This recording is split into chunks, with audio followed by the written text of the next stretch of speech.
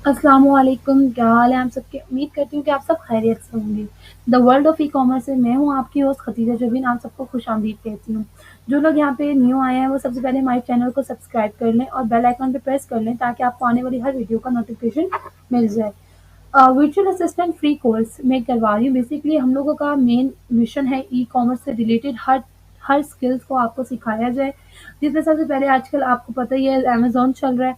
तो अमेज़न का first lecture जिसमें मैंने बेसिक्स अबाउट अमेज़न बताया है, वो मैं अपने चैनल पे अपलोड कर चुकी हूँ, तो आप सब लोग ज़रूर उसको देख लें क्योंकि वो आपकी नॉलेज में काफ़ी इज़ाफ़ा करेगा और आप लोगों को काफ़ी हेल्प होगी। वो लोग जो वर्चुअल असिस्टेंट बनना चाहते हैं और जो कोर्स नहीं कर सकते, वो भी उनके लिए ये काम मैं कर रही हूँ ताकि वो इंटरनेट से ही वर्चुअल असिस्टेंट का कोर्स देख के वर्चुअल असिस्टेंट सीख लें कि कैसे वर्चुअल असिस्टेंट का कोर्स करना है। तो आज हम लोगों का वर्चुअल असिस्टेंट का सेकंड लेक्चर है अमेज़न का, जिसमें मैं आपको आज पढ़ाऊँगी product hunting. As you know कि सबसे पहले हम लोगों को प्रोडक्ट हंट करनी होती है। जब भी हम कोई मार्केट भी खोलें, कोई भी मार्केट खोलें, कोई शॉप खोल लें एक छोटी-सी, तो हम लोगों का मेन मिशन क्या होता है कि हमने बेचना क्या है? कौन-सी ऐसी प्रोडक्ट है जो हम बेचेंगे, जिसकी सेल्स ज़्यादा होंगी, जो हमारी बिकेगी, जिससे हमारी कमाई होगी। तो यही मिशन है, ठीक है? सबसे पहला हमारा टॉपिक आता है प्रोडक्ट हंटिंग, ठीक है? लेक्चर नंबर 2 है और टॉपिक नंबर 1 है प्रोडक्ट हंटिंग। तो लेट्स स्टार्ट। प्रोडक्ट हंटिंग क्या होता है? Product hunting is all about analyzing current market trends to winning products और गोल्डन प्रोडक्ट्स। प्रोडक्ट हंटिंग का मतलब है कि हमने करंट मार्केट को एनालाइज करना है और उनके एनालाइज करने के बाद हम लोगों ने एक विनिंग प्रोडक्ट या गोल्डन प्रोडक्ट को ढूंढना है, ठीक है? इसका मतलब ये है बेसिकली जैसे कि मैं आप लोगों को अपने फर्स्ट लेक्चर में बता चुकी हूँ कि हमारा जो मोस्ट ऑफ द रेवेन्यू होता है वो 66% यूएसए से आता है। फिर उसके बाद 11% जर्मनी से आता है, 8% यूके से आता है और बाकी 15% रेस्ट ऑफ द वर्ल्ड से आता है, ठीक है? तो हम लोगों का मेन टारगेट होता है यूएसए और यूके। तो मैंने पहले क्वेश्चन भी किया था कि जर्मनी पे हम लोगों का फोकस क्यों नहीं होता, हालांकि वहां से भी हम लोगों को अच्छा खासा रेवेन्यू आ रहा है। जर्मनी की मार्केट भी काफ़ी अच्छी है, लेकिन हमारा वहाँ पे फ़ोकस क्यों नहीं है? फ़ोकस इसलिए नहीं है कि वहाँ पे हमें लैंग्वेज बैरियर का सामना करना पड़ता है। लैंग्वेज बैरियर यानी जब भी हम लोग जर्मनी की मार्केट में काम करेंगे तो वहाँ पे हमें जर्मन लैंग्वेज में काम करना पड़ेगा, लेकिन पाकिस्तान में बहुत कम लोग ऐसे होंगे जिनको जर्मन लैंग्वेज आती होगी। जबकि इंग्लिश ऐसी लैंग्वेज है जो हर इंसान को थोड़ी बहुत आती है, जितनी हमारी ज़रूरत की है उतनी हमें आती है, ठीक है? तो यूएसए और यूके में इंग्लिश बोली जाती है, तो इसी वजह से हम लोग इंग्लिश कंट्रीज यानी यूएसए यूके पे फोकस रखते हैं और जर्मनी पे नहीं रखते। लेकिन अगर कोई बंदा ऐसा हो जिसको जर्मन लैंग्वेज आती हो, तो जर्मनी की मार्केट से बेहतरीन मार्केट आप लोगों को अमेजोन पे काम करने के लिए नहीं मिल सकती, ठीक है? तो अब हम प्रोसीड करते हैं प्रोडक्ट हंटिंग। प्रोडक्ट हंटिंग का मतलब ये है कि हम लोगों को अमेज़न के ऊपर यूके और यूएसए जो हमारी मार्केट्स हैं, हम उस पे जाके प्रोडक्ट को एनालाइज़ करते हैं। हम सारी प्रोडक्ट्स को देखते हैं। हम ऐसे प्रोडक्ट को ढूँढते हैं जिसमें सेल्स अच्छी हो रही हो, रेवेन्यू अच्छा आ रहा हो, रिव्यूज़ कम हो। ये सारी चीज़ें हम लोगों को देखनी पड़ती हैं और ये सारी चीज़ें देख के हम लोग एक विनिंग प्रोडक्ट यानी गोल्डन प्रोडक्ट ढूँढ लेते हैं, जो कि हम अमेज़न पे सेल आउट कर सकते हैं, ठीक है? तो हम लोगों को प्रोडक्ट हंटिंग करने के लिए कुछ टूल्स की रिक्वायरमेंट होती है और वो टूल्स हम लोगों की हेल्प करते हैं प्रोडक्ट हंटिंग में। वो टूल्स हमें क्या बताते हैं कि कितनी सेल्स हो रही हैं, इसका कितना रेवेन्यू मंथली आ रहा है, इसमें ये हो रहा है, इसकी प्राइस इतनी रेंज की होती है, अमेज़न के ऊपर ये लिस्टिंग इसकी ये है, फलाना। ये सारी चीज़ें जितनी भी है ना, ये हम लोगों को अमेज़न के ऊपर देखी जा सकती हैं। हम लोग अमेज़न पे सर्च करते हैं, ठीक है? तो अब हम लोग फर्दर प्रोसीड करते हैं। Tools use for product hunting. ऐसे कौन से टूल्स हैं जो हम लोग प्रोडक्ट हंटिंग के लिए यूज करते हैं? तो वो है Jungle Scout web, Jungle Scout extension, Helium ten और वायरल लॉन्च, ठीक है? ये सारे टूल्स हम लोगों को खरीदने पड़ते हैं, ठीक है? मंथली हम लोगों को ये टूल्स अपग्रेड करवाने पड़ते हैं और ये इजीली फेसबुक से काफ़ी लोग ऐसे हैं जो अपग्रेड करवा देते हैं, जो आप लोगों को टूल्स डाल देते हैं। और आपको एक और बात पता होगी कि अमेज़न का कोर्स करने के लिए आप लोगों के पास लैपटॉप होना ज़रूरी है, ठीक है? विदाउट लैपटॉप आप लोग अमेज़न का कोर्स नहीं कर सकते। तो हम आगे फर्दर प्रोसीड करते हैं, ठीक है? तो जो टूल्स हैं ना, ये सारे 4 टूल्स हैं, ठीक है? तो ये चारों के टूल्स हम लोग को खरीदने पड़ते हैं कि अगर कोई बंदा मेरे साथ मेरे लेक्चर्स लेके सीख रहा है, तो वो कमेंट में मुझे बता दें जिसको टूल्स चाहिए होंगे, मैं उसको टूल्स दिलवा भी दूँगी। जहाँ से मैं खुद टूल्स बाय कर रही हूँ, मैं उससे वहाँ पे आपको लिंक नीचे मेंशन कर दूँगी, तो आप वहाँ से टूल्स ईज़िली परचेज़ कर सकते हैं, ठीक है? उसके बाद हम फर्दर प्रोसीड करते हैं जंगल स्काउट के ऊपर। जंगल scout is an Amazon research tool that helps you find winning products, estimate sales, research keywords, and spy on competitors all from one easy to use dashboard. Basically, it instantly shows you what product will be the most profitable and easiest to grow your business with Amazon. Okay, तो जंगल scout एक Amazon का ऐसा research tool है जो हम लोगों को ये विनिंग प्रोडक्ट्स का तो बताता है, उसके अलावा हम लोगों को ये बताता है एस्टिमेट सेल्स कितनी हो रही हैं, हम लोगों को कीवर्ड्स का बताता है और कंपैटिटर्स वगैरह ये सारी चीज़ें हम लोगों को जंगल स्काउट बताता है और जंगल स्काउट की काफ़ी ज़्यादा इम्पोर्टेंस है। ये के कोर्स में काफ़ी ज़्यादा यूज़ होता है हम लोगों का प्रोडक्ट हंटिंग के लिए जंगल scout is a very important tool और काफ़ी अच्छा टूल होता है, ठीक है? और इसका थोड़ा-सा कह लें हैवी टूल होता है, तो जंगल स्काउट के ऊपर हम लोगों को रीड करना, कंपैटिटर्स की चीज़ें, सेल्स वगैरह ये सारी चीज़ें काफ़ी ईज़ी रहती हैं, ठीक है? तो ये सारा आपको प्रैक्टिकली करके दिखाया जाएगा तो आपको समझ आ जाएगी। तो जंगल स्काउट को इंस्टॉल कैसे करना है वो भी आपको प्रैक्टिकली शो करवाया जाएगा। मैं प्रैक्टिकली भी आपको सारी चीज़ें करके दिखाऊँगी, ठीक है? तो आगे हम लोगों को जो चीज़ों का पता होना चाहिए अमेज़न के ऊपर काम करने के लिए वो क्या है? सबसे पहले हम लोगों को एसिन का पता होना चाहिए, ठीक है? एसिन क्या होता है? एसिन क्या होता है? ASIN stands for Amazon standard identification number. जैसे हम सब लोगों का एक कह लें कि सीएनआईसी नंबर होता है, शनाख्ती कार्ड नंबर होता है, वो हर बंदे का डिफरेंट होता है, वो हमारी आइडेंटिटी को शो करता है। इसी तरह अमेज़न के ऊपर जो प्रोडक्ट भी पड़ी होती है, हर प्रोडक्ट का अलग एसिन होता है, हर प्रोडक्ट का डिफरेंट एसिन होता है, वो उसकी आइडेंटिटी शो कर रहा होता है। अगर हम एसिन डालें ना तो हम लोगों को उस प्रोडक्ट की सारी चीज़ें नज़र आ जाती हैं। कहने का मतलब यह है कि एक हर एसिन हम लोगों को अपनी प्रोडक्ट की हर प्रोडक्ट की उसके अंदर उसके नॉलेज होती है। जैसे हम लोगों के आईडी कार्ड नंबर के अंदर हम लोगों का पूरा खानदान का बायोडाटा होता है, इसी तरह हर प्रोडक्ट का एसिन के अंदर उस प्रोडक्ट की पूरा का पूरा बायोडाटा होता है, ठीक है?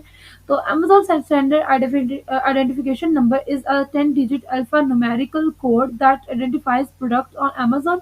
It's unique for each product and is assigned when you create a new product in Amazon. तो इसमें 10 डिजिट का अल्फा न्यूमेरिकल कोड होता है जो कि हमारी प्रोडक्ट की आइडेंटिफाई करता है, हमारी प्रोडक्ट अमेज़न के ऊपर आइडेंटिफाई करता है, ठीक है? और ये एक यूनिक कोड होता है जो कि हर प्रोडक्ट का डिफरेंट होता है और जब हम कोई भी नई प्रोडक्ट अमेज़न पे लॉन्च करते हैं तो हर प्रोडक्ट का नया एसिन मिलता है हम लोगों को, ठीक है? आगे होता है ब्रांड डोमिनेंसी। ये सारी चीज़ें आप लोगों को याद रखनी है कि एसिन क्या होता है, ब्रांड डोमिनेंसी होता है क्योंकि without this things you can't कह लें कि आप कोर्स नहीं कर सकते, ठीक है? तो ब्रांड डोमिनेंसी क्या होती है? When a same brand is appearing more than 2 times in top 10 under the same product, this means that the dominant brand is covering all the sales. इसका मतलब ये है कि कोई भी ब्रांड कर लें, ठीक है? अगर हम लोग अमेज़न की लिस्टिंग में हम लोग जब जीएस रन करते हैं या कोई भी स्टार्ट्स देख रहे होते हैं, तो वहाँ पे कोई भी टॉप 10 के अंदर कोई ब्रांड 2 बार से ज़्यादा आ रहा हो ना, तो हम लोग को कहते हैं कि ये वाला जो प्रोडक्ट है ये ब्रांड डोमिनेंट है और ये ब्रांड डोमिनेंट है और जो प्रोडक्ट ब्रांड डोमिनेंट होगी हम उस प्रोडक्ट के साथ नहीं जाएँगे। अगर 2 बार आता है टॉप 10 के अंदर अगर कोई ब्रांड 2 दफ़ा आ रहा है, तो it's okay, it's not a big deal. लेकिन अगर 2 से ज़्यादा दफ़ा आ रहा है, तो ये फिर काम खराब होगा, ये नहीं हम लोगों को उस प्रोडक्ट की तरफ नहीं जाना। आगे है listing life. The time duration of a listing starting from the first day.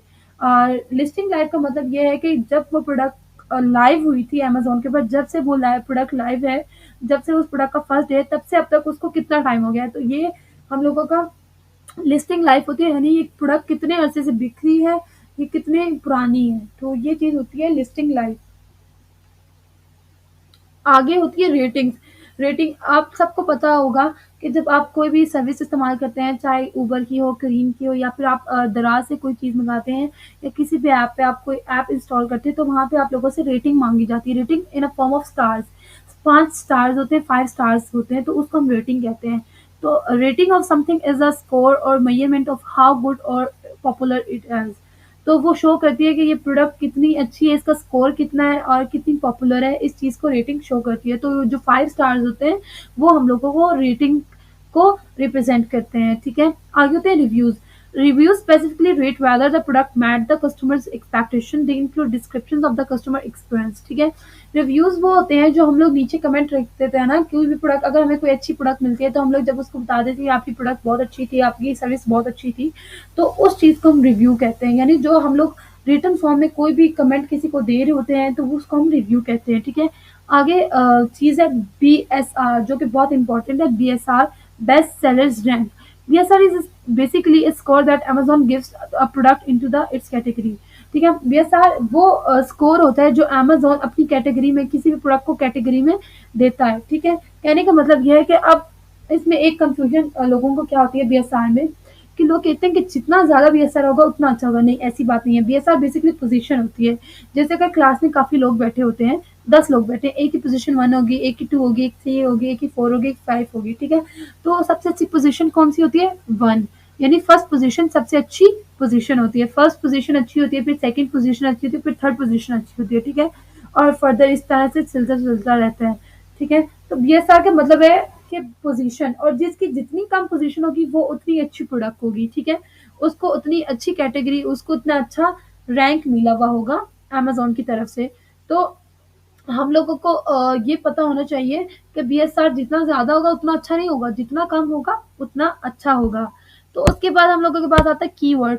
Keyword, word और phrases that describe your product, जो हमारी प्रोडक्ट की आइडेंटिफिकेशन होती है। यानी जो आइडेंटिफिकेशन, कहने का मतलब ये कि अगर हम लोग कोई भी प्रोडक्ट है तो उसका जो कीवर्ड होता है, कहने का मतलब अगर हम लोग एक पानी की बोतल बेच रहे हैं तो उसका कीवर्ड होगा वाटर बोतल। हर प्रोडक्ट का डिफरेंट कीवर्ड होता है। तो कीवर्ड एक वर्ड होता है या फ्रेज होती है जो हमारी प्रोडक्ट को डिस्क्राइब कर रही होती है। आगे होती है customer search term. Customer search term से मुराद ये है कि वो वर्ड जो कस्टमर सर्च कर रहे हैं अमेजोन के ऊपर, आगे वो सर्च करें, जो उस प्रोडक्ट को खरीदने के लिए सर्च किया जाता है वर्ड, उसको हम कहते हैं कस्टमर सर्च टर्म। आगे होता है seasonal and trendy product. Seasonal product क्या होती है, ट्रेंडी प्रोडक्ट क्या होती है? ये कह लें कि सीजन प्रोडक्ट वो होती है कि जो सीजन के थ्रू चलती है। कहने का मतलब ये है कि अब कोई प्रोडक्ट ऐसी होती है, जैसे जैकेट, जैकेट लोग सर्दियों में ही खरीदते हैं, गर्मियों में कोई नहीं पहनता। ठीक है, सर्दियों में पहनी जाती है, तो वो ऐसी प्रोडक्ट है, सीजनल प्रोडक्ट है। ट्रेंडी प्रोडक्ट ऐसी प्रोडक्ट्स जो कि एक ट्रेंड के थ्रू आती हैं और फिर खत्म हो जाती है हमेशा के लिए। कहने का मतलब ये है कि जब हम बहुत छोटे थे तो एक आती थी योयो, बहुत ज्यादा था, हर दूसरे बंदे के पास योयो था। लेकिन अब वो ट्रेंड के थ्रू आई थी, वो आई थी, कुछ अर्सा रही और फिर वो खत्म हो गई, और अब किसी को नहीं है, किसी के पास योयो नहीं होगा। उसके बाद कुछ अर्से पहले फिजिट स्पिनर्स आए थे, तो वो भी एक ट्रेंडी प्रोडक्ट थी जो कि उस टाइम बहुत लोगों ने खरीदी थी, बहुत ज़्यादा उसकी सेल्स भी हुई थी, लेकिन अब वो किसी के पास नहीं होगा। ठीक है, तो कहने का मतलब ये है कि सीजनल और ट्रेंडी प्रोडक्ट्स ऐसी प्रोडक्ट होती है जो जिनकी तरफ हम नहीं जाते, हम टिपिकल प्रोडक्ट की तरफ जाते हैं, ऐसी प्रोडक्ट जो कि पूरा साल चलती रहे। ठीक है, तो ये सारी चीज़ें जो आप लोगों को पता होनी चाहिए थी। उसके बाद हम लोग डिस्कस करते हैं product hunting criteria for UK. कि हम यूके के अंदर अगर प्रोडक्ट हंट करें तो उसका क्राइटेरिया क्या होना चाहिए, क्या क्राइटेरिया होगा जिसके थ्रू हम लोग प्रोडक्ट को हंट करेंगे। ठीक है, तो इसमें सबसे पहले है average selling price. Average selling price 7 pound to 20 pound. अच्छा, ये प्राइस इतनी क्यों रखी गई है? हम लोग ज़्यादा की भी बेच सकते हैं, कोई मसला नहीं, लेकिन उसमें हम लोगों की इन्वेस्टमेंट ज़्यादा हो जाती है। हम लोग चाहते हैं कि हम लोग एक नॉर्मल इन्वेस्टमेंट के अंदर एक अच्छी प्रोडक्ट अमेजोन पे लॉन्च कर दें, तो इसके लिए हम लोगों ने अपनी एवरेज सेलिंग प्राइस जो है प्रोडक्ट की वो 7 पाउंड से 20 पाउंड रखी हुई है। ठीक है, तो उसके बाद अगली चीज़ होती है ब्रांड डोमिनेंसी। मैंने आपको बताया कि अगर हम लोग प्रोडक्ट हंट करेंगे तो उसमें डोमिनेंसी नहीं आनी चाहिए। टॉप 10 के अंदर अगर कोई भी ब्रांड 2 बार अपीयर हो रहा है तो इट्स ओके, लेकिन अगर वो 2 से ज़्यादा बार, यानी 3 या 4 बार आ रहा है तो वो ब्रांड डोमिनेंट हो जाएगा। तो जब ब्रांड डोमिनेंट हो जाएगा तो हम उस प्रोडक्ट की तरफ नहीं जाएंगे। ठीक है, उसके बाद है average reviews of top 10। Average reviews of top 10 जो है यूके की मार्केट के लिए 500 मैक्सिमम 500 होना चाहिए। यानी रिव्यूज जितने कम होंगे उतना अच्छा होगा। 500 से कम होने चाहिए, 500, 400, 300, 200, 100 जितने कम होंगे उतने अच्छे होंगे। ठीक है, टॉप 10 के इससे कम होने चाहिए, लेकिन 2-3 की खैर होती। कहने का मतलब यह है कि अगर कोई ऐसे प्रोडक्ट है जिसके टॉप 10 सेलर्स में किसी 2 के या 3 के बंदों के बहुत ज़्यादा हैं, ठीक है, मतलब 500 से ज़्यादा हैं, तो इट्स ओके। अगर मोस्ट ऑफ द लोगों के कम है रिव्यूज, तो वो प्रोडक्ट ठीक होगी। कहने का मतलब ये है कि थोड़ी बहुत की खैर होती है। ये क्राइटेरिया आपको दिया जा रहा है, लेकिन इसका ये मतलब नहीं है कि आप लोग इस क्राइटेरिया के साथ स्टक हो जाए, क्योंकि ऐसी कोई चीज़ नहीं है जो आपको इसी के अकॉर्डिंग मिल जाएगी, कुछ ना कुछ डिफरेंस आ जाता है। तो हम लोगों का अगर कोई प्रोडक्ट की 2-3 के रिव्यूज़ ज़्यादा हैं तो it's okay. Most of the sellers के रिव्यूज़ कम होने चाहिए। आगे है सर्च वॉल्यूम। सर्च वॉल्यूम 6000 होना चाहिए, मिनिमम सर्च वॉल्यूम 6000 होना चाहिए। यानी हम लोगों का जो कीवर्ड होगा वो 6000 मंथली 6000 बार 6000 लोग उसको सर्च कर रहे हों तो वो हमारा सर्च वॉल्यूम होगा। No seasonality and no trendy. Seasonal product नहीं होनी चाहिए, ट्रेंडी प्रोडक्ट नहीं होनी चाहिए। बीएसआर बेस्ट सेलर्स रैंक 20,000 से कम होना चाहिए। अब लोग कहेंगे 20,000 इज़ बहुत बड़ा है, ठीक है। पोज़ीशन मैंने आपको बताया था, बीएसआर होते हैं पोज़ीशन। 20,000 पोज़ीशन भी अच्छी पोज़ीशन मानी जाती है इन टर्म्स ऑफ अमेज़न भी, क्योंकि अमेज़न के ऊपर करोड़ों लोग होते हैं। करोड़ों लोग में भी अगर कोई 20,000 नंबर पे आ जाता है तो वो अच्छी पोज़ीशन होती है, ठीक है। तो हमारा बीएसआर 20,000 से कम होना चाहिए। उसके बाद है प्रोडक्ट रेटिंग। प्रोडक्ट रेटिंग हमारे पास मिनिमम 4 होनी चाहिए, मिनिमम 4 होनी चाहिए, यानी ज़्यादा होनी चाहिए, 4 से ज़्यादा होनी चाहिए। रेटिंग मैंने आपको बताया स्टार्स, 5 आउट ऑफ 4 स्टार्स होने चाहिए। Listing life at least 6 month, at least 6 month होनी चाहिए, यानी जब से वो प्रोडक्ट लाइव हुई है तब से उसको अभी तक 6 मंथ हो गए तो हम लोगों को ये पता चल जाएगा कि हाँ, ये प्रोडक्ट ठीक है या नहीं है। क्योंकि अगर कोई प्रोडक्ट न्यू लॉन्च होगी तो हम लोगों को नहीं पता चलेगा कि ये आगे चलेगी या नहीं चलेगी, कहने का मतलब इन फ्यूचर इस प्रोडक्ट का कोई फ्यूचर है या नहीं है। आगे आता है वेट। वेट मैक्सिमम 1.5 केजी होना चाहिए, ठीक है। लेकिन अगर 2 केजी तक भी चला जाता है तो इट्स ओके। वेट हम क्यों कम रख रहे हैं? वेट इसलिए कम रख रहे हैं क्योंकि अगर हमारा वेट ज़्यादा होगा प्रोडक्ट का तो शिपिंग कॉस्ट बढ़ जाएगी। शिपिंग कॉस्ट बढ़ जाएगी तो अमेज़न क्योंकि वो प्रोडक्ट वेट ज़्यादा होगा, वो जगह ज़्यादा घेरेगी, तो वो सारी चीज़ें फिर इन्वेस्टमेंट बढ़ जाती है। इसलिए हम लोगों का क्राइटेरिया ऐसा है कि हम लोगों की कम इन्वेस्टमेंट पे भी एक अच्छी प्रोडक्ट लॉन्च हो जाए। रेवेन्यू। रेवेन्यू मिनिमम 5,000 पाउंड्स होना चाहिए। टॉप 10 सेलर्स का रेवेन्यू, यानी रेवेन्यू का मतलब होता है मंथली जो उनको इनकम आ रही होती है, मंथली जो उनकी इनकम आ रही होती है उसको मंथली रेवेन्यू कहते हैं। तो वो 5,000 पाउंड्स मिनिमम होना चाहिए। उसके बाद no Amazon dominancy. Amazon dominancy भी नहीं होनी चाहिए। अमेज़न डोमिनेंसी यानी जैसे मैंने आपको बताया कि जैसे 2 बार कोई भी ब्रांड अपीयर होता है तो वो ब्रांड डोमिनेंट हो जाता है। 2 बार से ज़्यादा अगर कोई ब्रांड एक टॉप 10 सेलर्स में अपीयर हो रहा है तो वो ब्रांड डोमिनेंट हो गया। इसी तरह अगर 2 से ज़्यादा बार अमेज़न अपीयर हो रहा है तो वो भी अमेज़न डोमिनेंट हो जाएगी प्रोडक्ट, और उस प्रोडक्ट की तरफ हम नहीं जाएँगे क्योंकि हम अमेज़न को बीट नहीं कर सकते। हम अमेज़न पे काम कर रहे हैं। अगर अमेज़न डोमिनेंट आ रहा है तो वो अमेज़न उस प्रोडक्ट को सेल कर रहा है तो उस पे हम लोग नहीं जाएँगे, ठीक है। उसके बाद आता है गूगल ट्रेंड। गूगल ट्रेंड मैं आपको बताऊँगी गूगल ट्रेंड क्या होता है। तो वो मोस्ट ऑफ द टाइम 25 से अबव होना चाहिए, ठीक है। 25 से अबव होना चाहिए। तो अब ये यूएसए का क्राइटेरिया जो कि लिटिल बिट डिफरेंट है, ठीक है। अब यूएसए में एवरेज सेलिंग प्राइस जो होती है वो $8 से $20 तक होनी चाहिए, ठीक है। यूके में पाउंड्स चलते हैं, यूएसए में डॉलर्स चलते हैं। ब्रांड डोमिनेंट यहाँ पे भी नहीं होना चाहिए। Average reviews of top 10 sellers, क्योंकि यूएसए की मार्केट बड़ी है इसलिए 650 मैक्सिमम रिव्यूज होने चाहिए, ठीक है। मैक्सिमम 650, ये नहीं कि 650 होने ही होने चाहिए, लेकिन इतनी हमें छूट होती है कि 650 तक अगर रिव्यूज आ रहे हैं तो प्रोडक्ट अच्छी होगी। सर्च वॉल्यूम मिनिमम 8,000 होना चाहिए, ठीक है। उसके बाद no seasonality no trendy same. BSR 20,000 same वही चीज़ है। प्रोडक्ट रेटिंग 4 मिनिमम होनी चाहिए।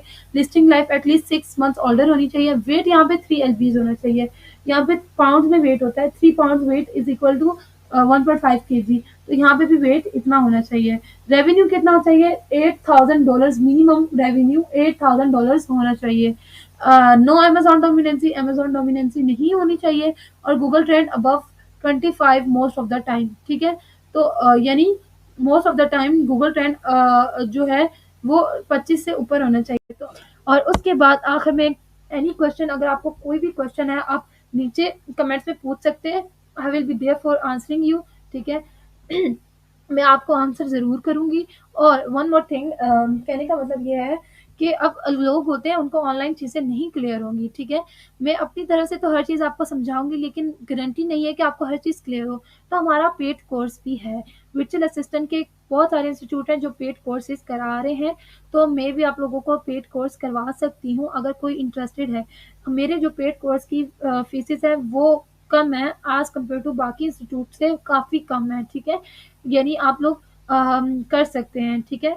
अगर आप लोगों में से कोई भी बंदा बीए का कोर्स करना चाहता है तो वो भी पर्सनली मुझे कॉन्टैक्ट कर सकता है। मेरा व्हाट्सएप नंबर नीचे मेंशन होगा, ठीक है। और वन मोर थिंग, आपसे ये बात करनी थी कि अगर आप लोगों को कोई भी मतलब बात पूछनी हो आप कमेंट्स में पूछ सकते हैं। कोई भी इर्रेलेवेंट बात नहीं करनी प्लीज़, ठीक है? Kindly and thank you so much for your time. और आपको कोई भी बात बुरी लगी हो तो माज़रत, और कोई बात अच्छी लगी हो तो दुआ में याद रखिएगा। अल्लाह हाफ़िज़।